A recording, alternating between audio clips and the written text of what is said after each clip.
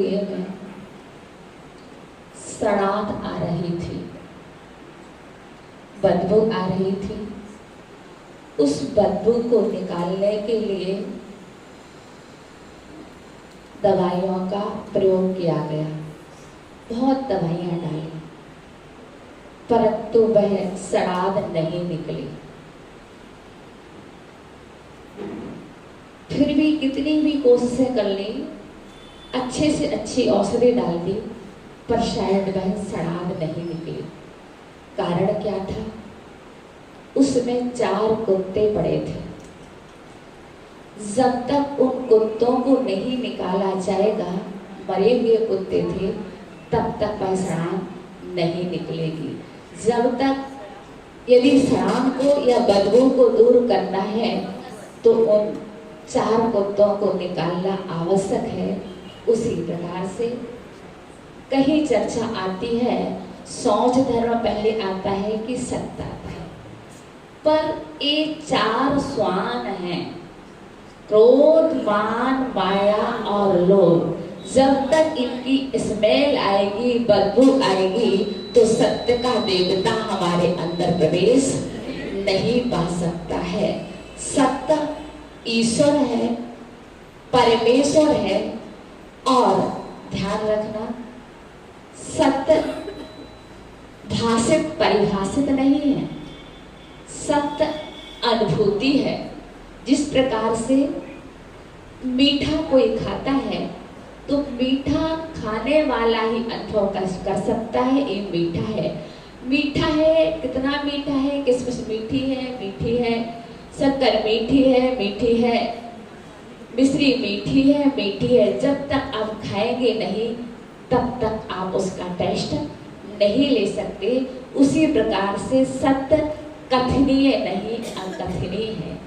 आज का प्रवचन जितना भी होगा सत्य नहीं होगा, सत्यांश होगा, क्योंकि सत्य को कहा नहीं जा सकता। और आज सत्य को समझना है, क्योंकि सत्य को नहीं समझेंगे तो हम झूठ से कैसे बच पाएंगे। और एक सत्य हमारे जीवन में कितना हानिप्रद हो सकता है, कहां से कहां ले जा सकता है। एक व्यक्ति सत्य पूरे कहना चाहिए, वैसे तो वह सारे काम अच्छे करता था। वह बोलता था मैं पूजा भी करता हूँ, स्वाध्याय भी करता हूँ और व्रत उपवास भी करता हूँ। मेरे अंदर एक ही कमी है। क्या कमी है? मैं झूठ बोलता। उसने अपनी हैबिट को सुधारने की कोशिश की, बहुत कोशिश की कि मेरा झूठ चला जाए, परंतु आदत होती है, हैबिट होती है। सब कुछ निकाल दो फिर भी ईंट बचेगा ही बचेगा। उसका क्या रहा? उसने सोचा मैं साल भर में 365 दिन होते हैं, जिसमें से हम 364 दिन झूठ नहीं बोलेंगे, एक दिन तो अवश्य बोलेंगे। नहीं बोलेंगे तो मेरा स्वास्थ्य बिगड़ जाएगा।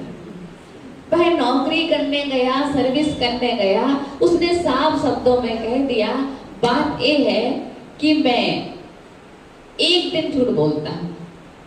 सेठ से कहा आपको नौकरी पर रखना है, रख लीजिए। मैंने आपसे स्पष्ट बोल दिया कि मैं 364 दिन झूठ नहीं बोलूंगा, पर उनमें से एक दिन झूठ अवश्य बोलूंगा। आप मुझे जो भी देना चाहे अपनी इच्छा से दे दीजिएगा, पर मैं झूठ बोलना नहीं छोड़ सकता हूँ। सेठ ने कहा अपन लोग तो रोज झूठ बोलते हैं, कोई बड़ी बात नहीं, ये तो एक ही दिन बोलेगा और जिस दिन ये झूठ बोलेगा उस दिन मैं इसे अपने घर पर नहीं काम नहीं करने दूंगा, चुपचाप बैठा रहे, तू कुछ नहीं कहूंगा उससे। ठीक है, लग जा। नौकरी पर लगा दिया और लगाने के उपरांत 364 दिन बीत गए। अंतिम दिन आया। अब क्या हुआ? वह रानी के पास गया या सेठानी के पास गया और सेठानी से बोला कि सेठ जी को आप नहीं समझते हैं, जब से मैं आया हूँ इतनी इनकम हो रही दुकान पर, कुछ पूछो मत, पर मुझे तो कुछ दिखाई ही नहीं देता है। और वाकई में अंजना सती, सीता सती तो सामान्य थी, आपसे तो उनसे भी बड़ी सती हो। आप जैसी सती तो मैंने दुनिया में देखी ही नहीं है। आप बहुत भोली भाली हो, फिर क्यों नहीं समझने की कोशिश करती हो? मैं आपसे फिर भी मैं आपसे नहीं कहूंगा क्योंकि आपको बुरा लगेगा, फिर भी आप सुनना चाहती हो तो मुझे अभय दो। जैसे उसके लिए बार बार प्रयास किया गया तो उसकी सुनने की और इच्छा जागृत हुई। उसने कहा मुझे बताओ बात क्या है। ठीक है, मैं किसी से नहीं कहूंगी, सेठ जी से भी नहीं, सेठ जी से भी नहीं कहूंगी, आप मुझे बताओ तो सही बात क्या है। बात ये है सेठानी, सेठ जी 9 बजे से दुकान पर निकल आते हैं और 12 बजे घर आते हैं। 3 घंटे क्या करते हैं? और मैं समझती हूँ 90% पैसा 3 घंटे में ही खत्म हो जाता है। और आप ये भी जानती हैं सेठ जी खूबसूरत हैं, बहुत अच्छे इंसान हैं, व्यावहारिक हैं और बात भी बड़ी मीठी मीठी करते हैं। तो मैंने कहा बात तो सही है, यदि आपको यकीन ना हो, विश्वास ना हो तो आप एक काम करना, इससे भी बच जाएंगे। और क्या होगा कि सेठ जी यदि बदसूरत हो जाएंगे तो कोई उनको लाइक नहीं करेगा। जैसे ही सेठ जी घर पर आते हैं तो हम आपके लिए एक उपाय बता देते हैं, चाकू ले आना और उनकी जो एक मूंछ है उसको मोड़ देना, तो बदसूरत लगेंगे तो कोई उनको लाइक नहीं करेगा। उसकी बात समझ में आई और यहाँ मैं सेठ जी के पास गया, सेठ जी से बोला, सेठ जी आप नहीं समझते हो कि आप कितना कमाते हो। मैं 24 घंटे आपको देखता हूँ, आप ना सोते हैं, ना दिन गिनते हैं, ना रात गिनते, सिर्फ आप कमाते ही कमाते रहते हैं। पर फिर भी वही भी आपके घर में कोई दाल रोटी आपको खाने को मिलती है। आप तो अपनी श्रीमती जी को वहाँ सती समझते हैं, सारा का सारा पैसा उसके हाथ में रखते हैं। आप तो घर में रहती नहीं, वो दिन भर क्या क्या करती रहती, आपको क्या पता, सारा का सारा पैसा चला जाता है। और तो क्या, अब तो उसने आपके लिए पूरा अपने रास्ते से हटाने की कोशिश कर ली, आप बच के रहना। सेठ जी को भी बात समझ में आई और वह रात्रि में घर पर गया और इस बार तो वह बहुत संभला था और मैं खिड़की के पास ही सोया, यदि कुछ हुआ तो मैं भाग लूंगा। और चुपचाप मैं क्या करने लगा, सोया नहीं था, अपने आप घुर्राने लगा था, आवाजें निकालने लगा था सोने वाली। अब सेठानी ने सोचा सेठ जी तो सो ही गए हैं, क्यों ना हो मैं इनका चेहरा बिगाड़ दूंगी, इनकी सुंदरता घटा दूंगी तो क्या होगा, इनको कोई लाइक नहीं करेगा। जैसे ही वह सुंदरता हटाने के लिए चाकू लेकर गई तो सेठ जी ने समझा ये तो मुझे और बस सेठ जी क्या खिड़की से भागते गए और भागते भागते सेठ जी आगे भाग रहे, सेठानी पीछे भाग रही है। भागते भागते सुबह हो गया, सारे लोग आए, क्या बात है ये ऐसी है, वो कहते ये ऐसे है। उस नौकर आया, कहता ना आप गलत हो, ना आप गलत हो, मेरा झूठ बोलने का नियम था, मैंने पूरा। तो कभी कभी झूठ बोलना इतना खतरनाक हो जाता है। सत्य के लिए कहा गया है, सत्य कैसा होना चाहिए, हित हो, मित हो और प्रिय हो। आपको पता है कबीरदास जी और तुलसीदास जी थे। कबीरदास जी अक्कड़ स्वभाव के थे, तुलसीदास जी विनम्र स्वभाव के थे। तुलसीदास जी ने कहा अम्मा भूख लगी है, भोजन लाओ। और कबीरदास जी अक्कड़ स्वभाव के थे, उन्होंने कहा मेरी माँ की, मेरे पिता की पत्नी भोजन लाओ। बात दोनों सच है ना, झूठ तो नहीं है, बात सच है परंतु प्रिय नहीं है, प्रिय तो नहीं है, सच है। कभी कभी क्या हो जाता है, हम इसके लिए हमेशा ध्यान रखना कि हमें अपने पूर्व आग्रह से मुक्ति होना पड़ेगी और वक्ता को निष्पक्ष होना पड़ेगा, श्रोता को निष्पक्ष होना पड़ेगा, तो यह बात जल्दी समझ में आती है। क्या होता है, श्रोता कितने प्रकार के होते हैं, 3 प्रकार के। एक तो कौन होते हैं, एक होते हैं श्रोता और एक होते हैं सोता और दूसरे होते हैं श्रोता। काटना काटने वाला जिससे सुपारी काटी जाती है, एक होते हैं वो।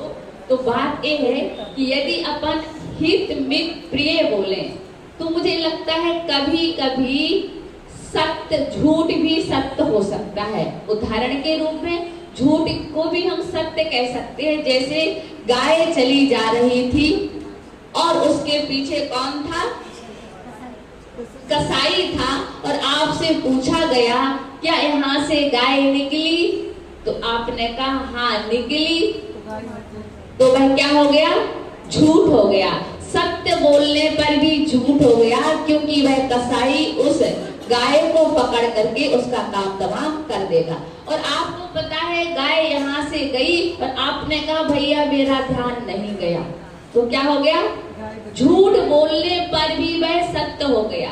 जो क्या हो? सत्य हो, हित हो, मित हो, परिमित हो। हम जितना सीमित बोलते हैं उतना ही हमसे अनावश्यक चर्चा नहीं होती है, तो झूठ भी कम निकलता है। तो हमारा सत्य कैसा होना चाहिए?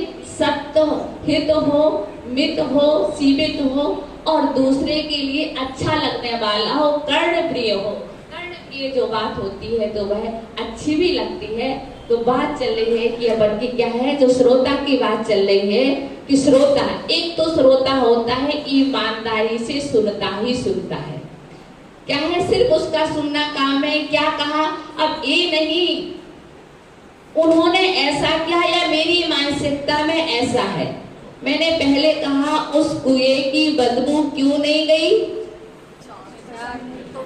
उसमें से भी कुत्ते निकाले नहीं गए थे।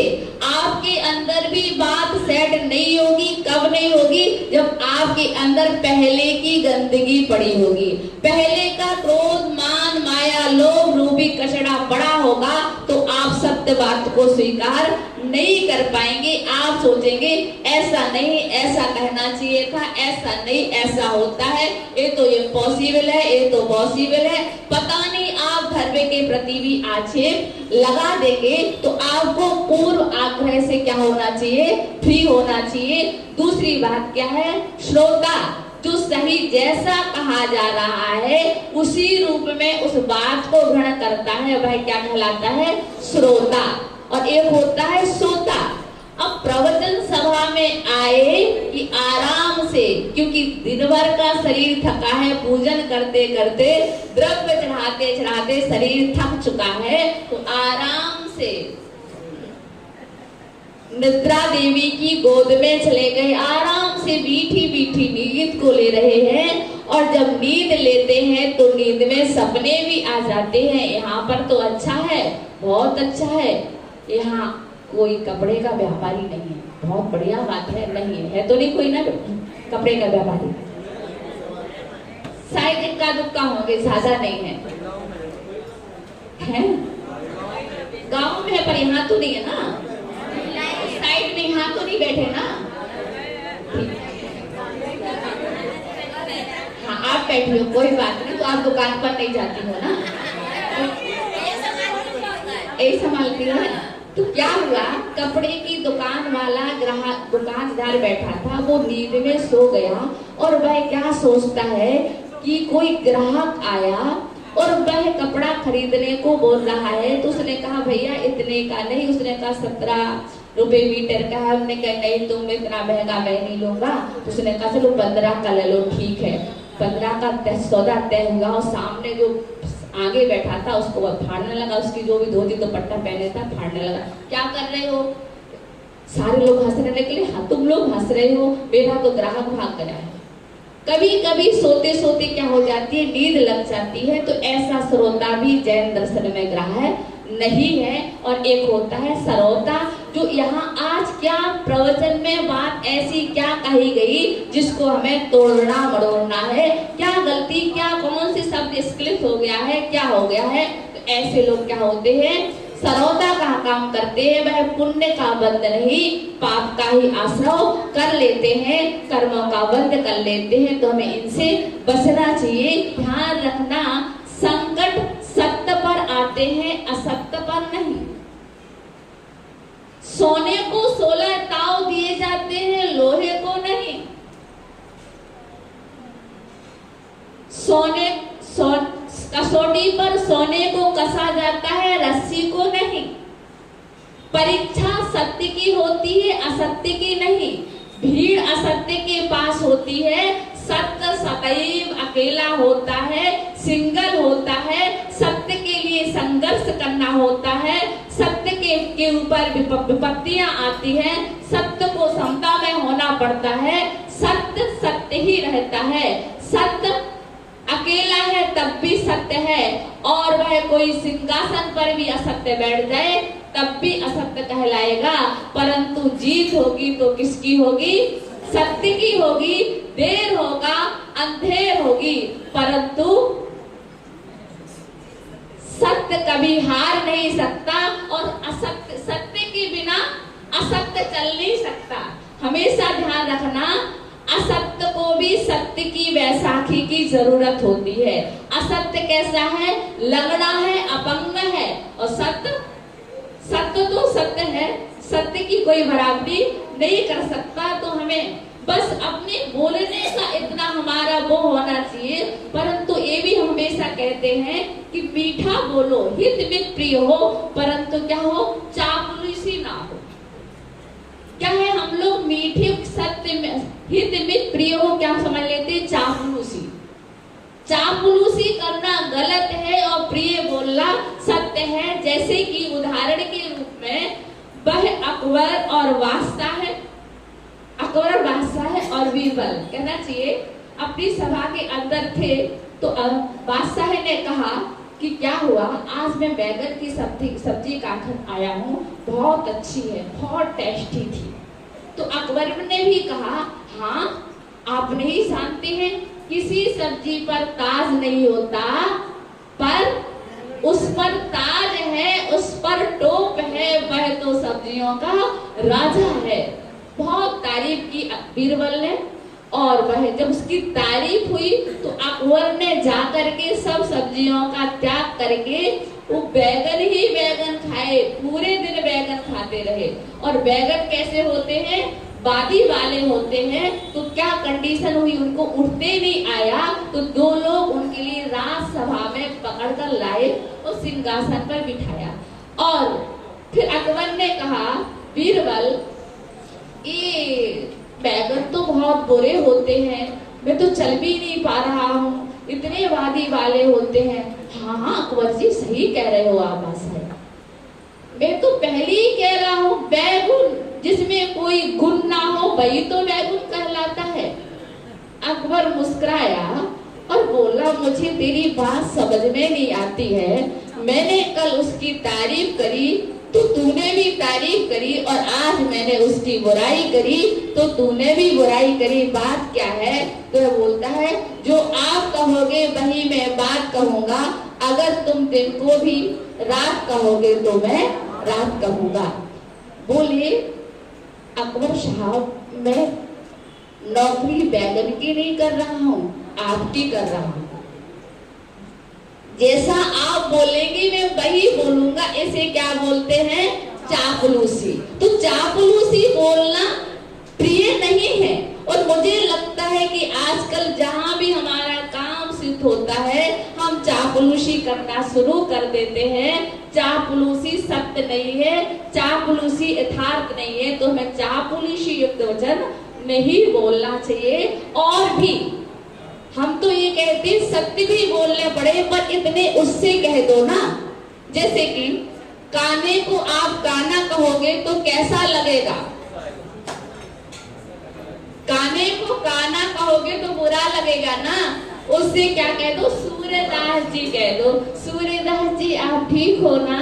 क्या हो गया था आपकी आंख में? अरे ऐसा हुआ था, मैं पढ़ रहा था और मेरी बहन आई, उसने ये मार दिया तो मेरी आंख चलेगी। वो सीधा का सीधा सारा किस्सा सुना देगा। परंतु यदि आपने उससे काने से काना कह दिया तो बात बिगड़ गई। ऐसे ही क्या था, एक राजा था एकाक्षी। मैं तो भैया अपने बात का ध्यान रखूंगी, सत्य का प्रवचन चल रहा है, प्रिय बोलना है। तो वह राजा कैसा था? एकाक्षी। समझ गए एकाक्षी का अर्थ? एकाक्षी था और उसने सोचा क्यों ना हो हम एक चित्र का निर्माण करवाएं। तो उसने मंत्री से कहा चित्रों का निर्माण होना चाहिए, कुछ है कारीगर शिल्पीकार बुला लिए जाए। बुलाया गया और बुलाने के उपरांत क्या हुआ, 3 आए तो उसने एक ने क्या किया कि राजा का हूबहू चित्र बनाया। प्रत्येक व्यक्ति एल्बम में देखता है तो किसका फोटो देखता है, जितनी बारीकी से अपना देखता है उतनी बारीक से किसी दूसरे का नहीं देखता है। तो उसने सोचा मैं राजा का हूबहू चित्र बनाऊंगा तो राजा मुझसे खुश होगा और मुझे पुरस्कार देगा। पर दूसरे ने सोचा, दूसरे चित्रकार ने सोचा यदि मैं राजा का चित्र एकाक्षी ना बनाऊं तो और भी खुश होगा। और तीसरा और समझदार था, उसने भी अपने चित्र की संरचना की। तो क्या हुआ, राजा ने पहला चित्र देखा और बोला एक चित्र प्रिय तो है, क्या बोला, प्रिय तो है पर सत्य नहीं है। दूसरा चित्र देखा, उसने कहा एक चित्र कैसा है, एक चित्र कैसा है, प्रिय, प्रिय तो क्या है, प्रिय तो है पर सत्य नहीं है, प्रिय तो है पर सत्य नहीं। और तीसरा उसने देखा, पर देख करके अवाक रह भाई कितना सुंदर चित्र, जो सत्य भी था, सुंदर भी था और प्रिय भी था। क्या था उसमें, उसने क्या किया था, राजा को तीर चलाते हुए दिखा दिया था जिससे उसकी आंख ढक गई थी। जैसे आपके पास, आप जानते हैं, आपसे पूछें, आपके पास शनि देवता आए और पूछे कि बताओ मैं कैसा लगता हूं, तो आप क्या उत्तर देंगे, क्या कहेंगे? एक बार ऐसा ही हुआ, शनि आए और उन्होंने कहा कि आप, मैं कैसा लगता हूं आपको। अब शनि से कोई कह दे बुरा लगते हो तो समझ सकते हो क्या कंडीशन होगी। उसने इतनी सफाई से आंसर दिया, उसने कहा आप उस पेड़ को छू कर आए, उस मकान को छू कर आए, फिर मैं बताऊंगा कैसे लगते हो आप। तो वह गया तो बोला कि क्या हुआ कि आप जब जा रहे थे ना तो बहुत सुंदर लग रहे थे और लक्ष्मी जब आ रही थी तो बहुत सुंदर लग रही थी। शनि जाते हुए अच्छा लगता है और लक्ष्मी आते हुए अच्छी लगती है। अपने बोलने का तरीका होता है, क्या होता है, अक्सर हम निषेधात्मक बोलते हैं, हम विधियात्मक बोलने लग जाए तो बुरा नहीं लगेगा। जैसे कि गिलास में पानी है ना, आधा गिलास पानी है तो आप क्या कहेंगे, आधा गिलास खाली है। यदि आप इसी को बोल दें आधे गिलास में पानी है, ये विधि पूर्वक हो गया, वो निषेध पूर्वक हो गया। तो अपन के लिए हमारी जो भाषा हो विधि पूर्वक बोलने की हो तो किसी को बुरा नहीं लगेगा, किसी को कुछ भी नहीं आएगा। तो अपन को इन सारी बातों का ध्यान रखना है।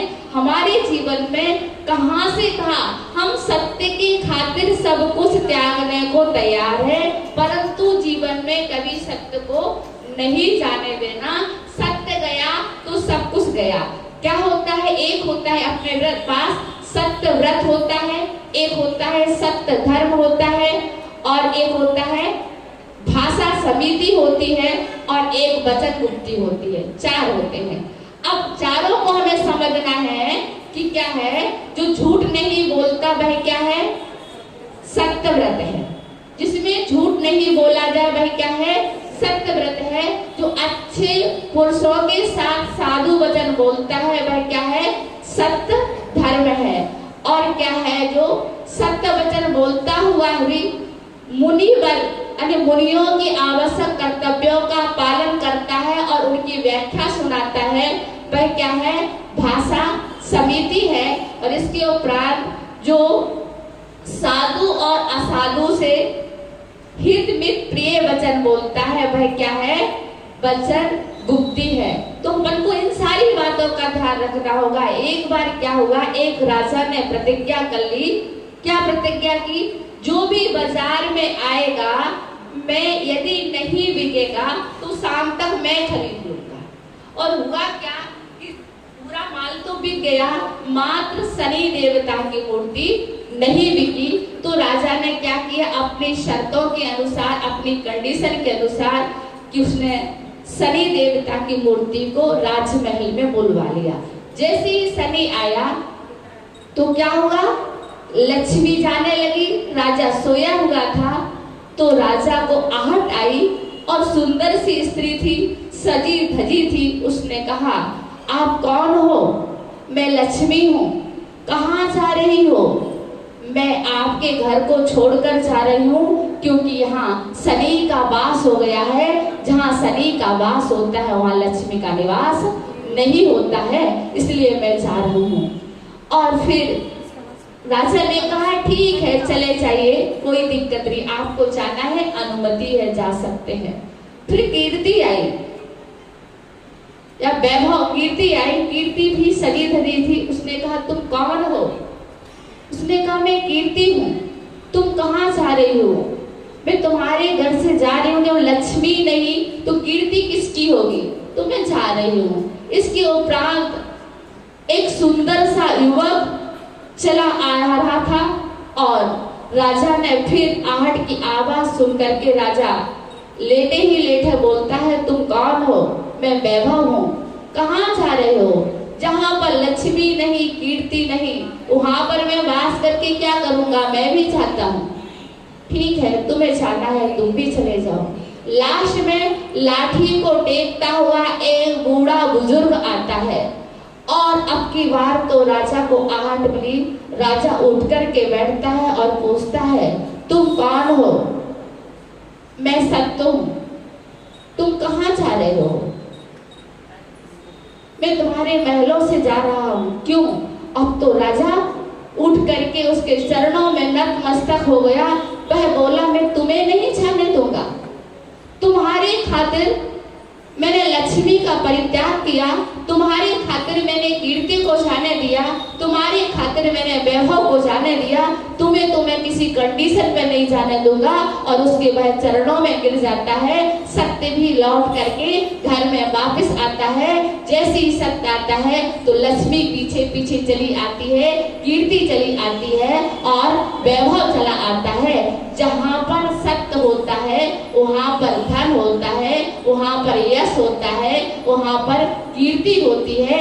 जहाँ पर सत्य नहीं होता है वहाँ पर कुछ भी नहीं होता है। तो ध्यान रखना, आप पैसा कमा रहे हैं, कोई बात नहीं, कमाना भी चाहिए। यदि श्रावक के पास कोड़ी नहीं तो वह 2 कोड़ी का हो जाएगा, परंतु कमाना सत्य धर्म के साथ, सत्य के साथ पैसा आना, पैसा तो यही का यही छूट जाना, परंतु जो आपके अंदर सत्यता है वह आपका ऐसे गाएगी। आप चले भी जाएंगे तब भी आपका नाम अमर रहेगा। आपको ज्ञात होगा, राजा हरिश्चंद्र ने अपना सब कुछ बेच दिया था, राज्य को छोड़ दिया था, लक्ष्मी अपनी श्रीमती को बेच दिया था, पुत्र को बेच दिया था। और तो क्या, सत्य की खातिर जब उसका बेटा खत्म हो गया तो उसने पहले क्या कहा? टैक्स दो। क्या दो? टैक्स दो। उसने अपनी रानी की आधी साड़ी ले ली थी तब जलाने दिया था, परंतु अपने सत्य धर्म को छोड़ा नहीं था। आज भी राजा हरिश्चंद्र इस बात पे प्रसिद्ध है कि सत्य धर्म का उसने पालन किया। हम सभी को भी सत्यवादी बनना है। सत्य के बिना ना हम जी सकते हैं। और मैं तो ये कहती हूँ, कोई व्यक्ति असत्य में अपनी लाइफ निकाल ही नहीं सकता है।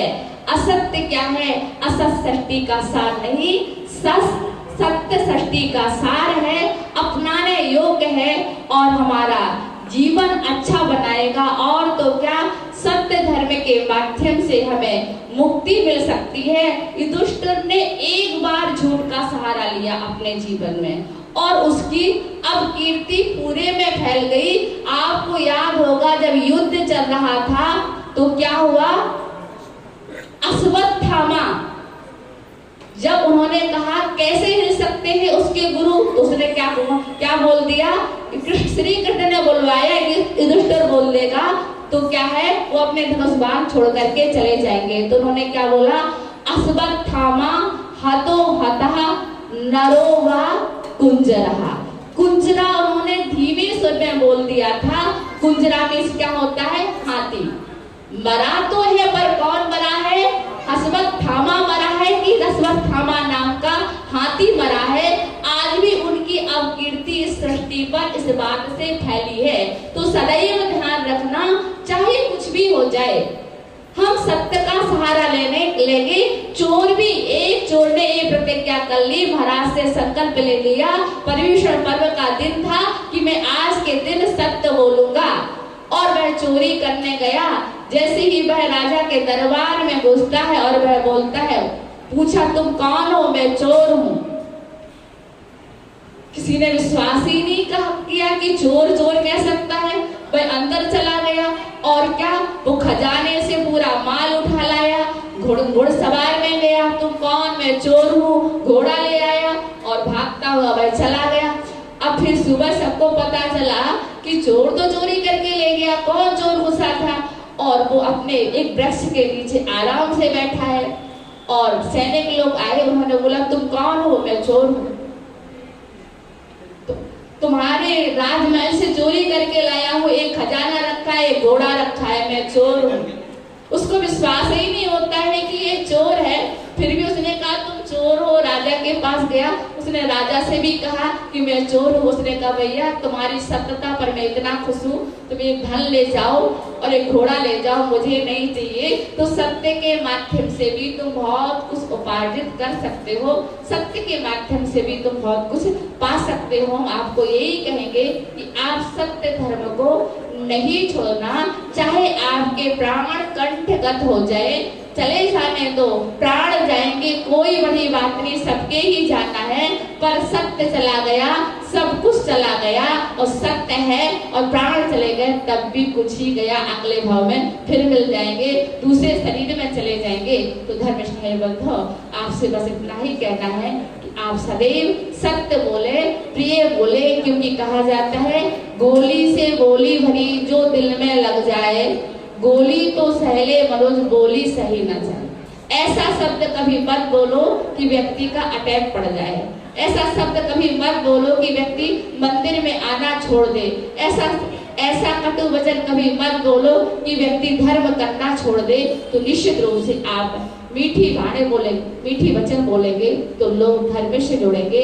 और धर्म हमेशा एक और बात ध्यान रखना कि 3 बातों से व्यक्ति झूठ बोलता है, एक स्नेह के कारण से, एक भय के कारण से और एक लोभ के कारण से।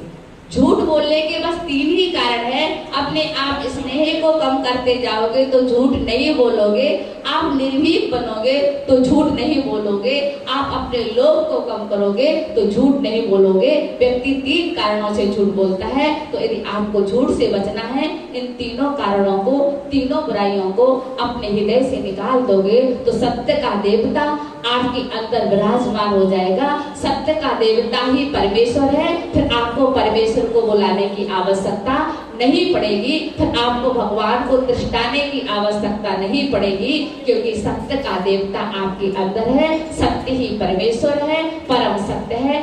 इस प्रकार से जय बोलिए सत्य धर्म की।